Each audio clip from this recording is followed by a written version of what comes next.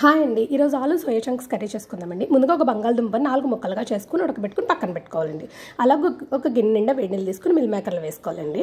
తర్వాత ఒక 5-6 ఉల్లిపాయలు, ఒక 7-8 ఎండుమిర్చి తీసుకుని పేస్ట్ చేసుకుని ఇలా పెట్టుకోవాలి. అలాగే ఒక 3 మీడియం సైజ్ టమాటాలు పేస్ట్ చేసుకుని పక్కన పెట్టుకోవాలి.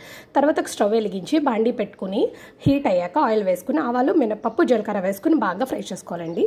పోపు బాగా మగ్గాక ముందుగా మనం మిక్సీ చేసుకున్నాం కదండి ఉల్లిపాయ ఎండుమిర్చి పేస్ట్, ఆ ఉల్లిపాయ ఎండుమిర్చి పేస్ట్ని బాగా ఫ్రై చేసుకోవాలండి. ఇలా లైట్ బ్రౌన్ కలర్ వచ్చే వరకు ఫ్రై చేసుకుని తర్వాత మనం టమాటా పేస్ట్ని కూడా వేసుకుని బాగా ఫ్రై చేసుకోవాలండి.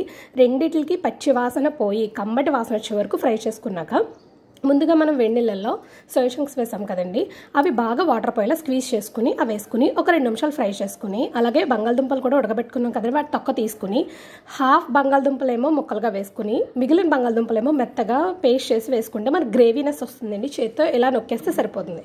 తర్వాత అందులో రుచికి సరిపడా సాల్ట్, పసుపు వేసుకుని ఒకసారి నూనెలో బాగా ఫ్రై చేసుకుని ఆ తర్వాత వాటర్ వేసుకోవాలండి. మనకి గ్రేవీ కన్సిస్టెన్సీ చూసుకుని వాటర్ వేసుకోండి.